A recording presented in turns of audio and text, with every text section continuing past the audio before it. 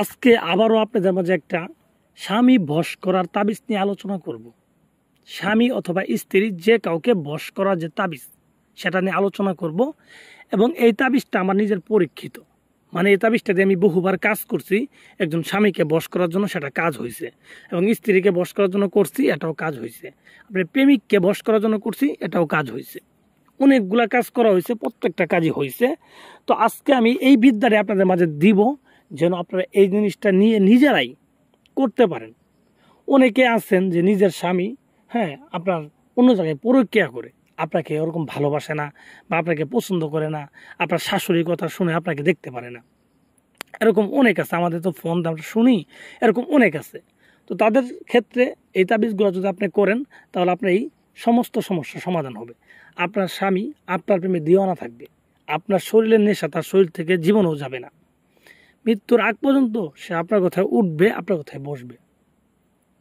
তো একইভাবে যদি কোনো ভাই তার স্ত্রীর জন্য করেন, যে আপনার স্ত্রীর কথা শোনে না, তার বাবা মার কথা শুনে সংসার অশান্তি করে বা ঝামেলা করে, তার জন্য যদি আপনি তাবিজটা করেন, তা করলে পরে কী হবে, সে স্ত্রী আপনার বাধ্য হয়ে যাবে, সে দাসীর মতো আপনার কাজ করে দেবে। তাকে আপনি যা বলবেন, আপনি যদি সাদাকে কালো বলেন, সেও কালো বলবে, এমন হয়ে যাবে। তো একইভাবে কিন্তু এটা শুধু যে একজন স্বামী স্ত্রীর ক্ষেত্রে কাজ হবে এরকম না। এটা যদি আপনি কোনো প্রেমিক বা প্রেমিকার ক্ষেত্রে যদি করেন, তাদের ক্ষেত্রে কিন্তু কাজ হবে। তো অনেকে আছেন যে লং টাইম সম্পর্ক করছিলেন, করার পরে সে এখন আপনাকে ধোঁকা দিচ্ছে, অন্য জায়গায় বিয়ে করতেছে। তো আপনি চাইলে কিন্তু তাকে এই তাবিজগুলো করে আপনাকে বিয়ে করতে বাধ্য করতে পারবেন। এই তাবিজগুলো করলে সে আপনার কাছে ফিরে আসবে এবং আপনাকে আগের মতো ভালোবাসবে এবং আপনাকে বিয়ে করার জন্য পাগল হয়ে যাবে। এগুলো একেবারে পরীক্ষিত। তো কোনো ছেলে যদি চায় কোনো মেয়েকে করার জন্য, মেয়েকে বিয়ে করতে পারবো। একটাবার যদি এই মেয়েকে সঠিকভাবে এই বিদ্যাটা করতে পারে, এই মেয়েটা তার জীবনে ফিক্স, তার দাসী ফিক্স, কথা নড়চড় হবে না। একইভাবে যদি কোনো মেয়ে কোনো ছেলের জন্য পাগল হয়ে যায়, কোনো ছেলেকে যদি বিয়ে করতে চা বা তার সাথে অনেক শারীরিক সম্পর্ক করে তাকে ধোঁকা দিচ্ছে, তো এখন আর তাকে বিয়ে করতে চাচ্ছে না, তো এরকম যদি কোনো বোন থাকেন, তো আপনি যদি এই বিদ্যাটা তার জন্য করেন, দেখবেন সেই ছেলে আপনার প্রেমে অন্ধ হয়ে যাবে, আপনাকে বিয়ে করার জন্য পাগল হবে।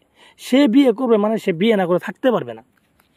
আর সে যদি দূরে থাকে, দূরে যদি থাকে, তারপর সে আপনার কাছে আসার জন্য একবারে পাগল হয়ে যাবে, দিওয়ানা হয়ে যাবে। আপনাকে ছাড়া এক মুহূর্ত সে থাকতে পারবে না। যতক্ষণ পর্যন্ত আপনার মুখ না দেখবে, ততক্ষণ পর্যন্ত তার শান্তি হবে না। তো ভিউয়ার্স, যারা এগুলা করতে চান, তারা কিভাবে এই তাবিজটা করবেন আমি আপনাদের বিস্তারিত বলে দিই। এর মধ্যে একটা কথা বলি, অনেকে বলতে পারেন ভাই এরকম তো অনেক করছি, অনেক শুনছি, হয় না। তো ভাই ওগুলো আপনি বাদ দেন। আপনি অনেক করছেন বলে শরীর বন্ধ, রাশি বন্ধ, এগুলো ভাই মিথ্যা কথা ভাই, এগুলা আমরা এখানে আসিনি। আর আমি শুরুতেও বলিনি আপনার ভাই কাজের জন্য ফোন দেন, আমাকে এখনই ফোন দেন, 2 মিনিটের মধ্যে কাজ করে দিন, এরকম কোনো কথা কিন্তু আমি বলিনি। আমি শুরু থেকে বলতেছি, এখনও বলতেছি, আপনি নিজে করেন ভাই। আপনি নিজে যদি না পারেন, তারপর অন্য অপশন খুঁজবেন, ঠিক আছে? নিজে পক্ষে যদি সম্ভব, তাহলে কারো কাছে যাওয়াই দরকার কি? তো তাহলে আপনি কীভাবে করবেন আমি তো নিয়ম বলেই দিব, নিয়ম বলে দিচ্ছি আর কি। এটা আপনি মূলত কুফরি তাবিজ, এগুলো শনি অথবা মঙ্গলবারের দিন করবেন, যেটা আপনার ভালো হোক। শনি মঙ্গলবার যে কোনো একটা দিন সিলেক্ট করবেন, রাত্রের বেলা করবেন, রাত্রে 8টার পরে, 8টা থেকে 9টার মধ্যে করবেন, 1 ঘন্টা সেতারা থাকবে। 8টার পরে, 8টা থেকে 9টার মধ্যে তাবিজটা করবেন।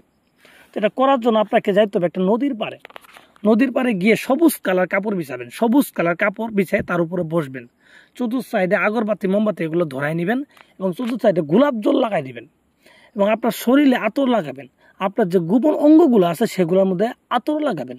গোপন যে অঙ্গ আছে, ছেলে হলে ছেলের অঙ্গে লাগাবেন, মেয়ে হলে মেয়েদের অঙ্গে লাগাবেন। গোপন অঙ্গে আতর লাগাবেন। তো লাগানোর পরে আপনার মুখের ভিতরে মিষ্টি জাতীয় কোনো কিছু, মধু অথবা চিনি, এগুলা দিয়ে তাবিজটা লেখা শুরু করবেন। তাবিজ লেখার সময় যার জন্য করবেন তার কথা মনে মনে ভাববেন আর লিখবেন। তারপর এখন তাবিজটা লিখবেন কিভাবে, তাবিজটা কীভাবে লিখবেন? তাবিজটা লিখবেন আপনি একটা সাদা রেশম কাপড়ের উপরে। সাদা রেশম কাপড় নতুন কিনে আনবেন। কিনে আনার পরে এই কাপড়ের উপরে 2টা টুকরা নেবেন কাপড়ের, ঠিক আছে? নিয়ে ছোটো করে টুকরা নেবেন, ওই টুকরার উপর আপনি লিখবেন কি দিয়ে?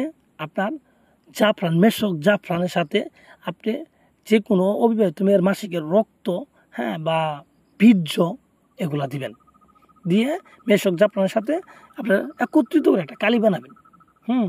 কালি বানানোর পরে আপনি কী করবেন? দুবলা ঘাস আছে, এই দুবলা গাছ দিয়ে কলম বানায় এই সাদা রেশম কাপড় উপরে এই তাবিজটা লিখবেন সুন্দরভাবে, যেভাবে বলা আছে ওইভাবে সেম টু সেম লিখবেন। লিখার পরে নিচে যাকে করতে চান তার নাম, তার বাবার নাম লিখবেন, তারপর আপনার নাম, আপনার মায়ের নাম লিখবেন। তো জানেনই তো, ছেলের ক্ষেত্রে বাবার নাম লাগে, মেয়ের ক্ষেত্রে মায়ের নাম লাগে। এই নামগুলো লিখবেন।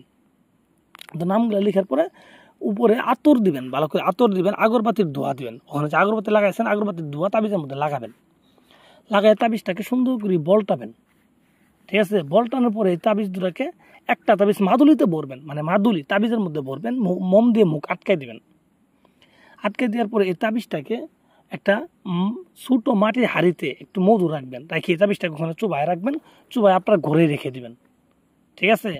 ঘরে রেখে দেওয়ার পর আরেকটা তাবিজ আপনার কাছে থাকবে। এই তাবিজটাকে আপনি একটা ডালিম গাছে ডালের সাথে বাইন দিই, ঠিক আছে? এটাকে আপনি একটা নদীতে নিক্ষেপ করে দিবেন। নিক্ষেপ করে আপনি বাড়িতে চলে আসবেন। আইসে আপনি মাত্র 72 ঘন্টা অপেক্ষা করেন, 72টা ঘন্টা। এর মধ্যে যদি আপনার পাশে থাকে দেখবেন আপনার গোলাম হয়ে গেছে, আর দূরে থাকলে আপনার জন্য পাগল হয়ে গেছে, আপনার কাছে আসার জন্য পাগল দেওয়ানো হয়ে গেছে। পরীক্ষিত ভাই, এগুলা একবার পরীক্ষিত, মুখের কথা না।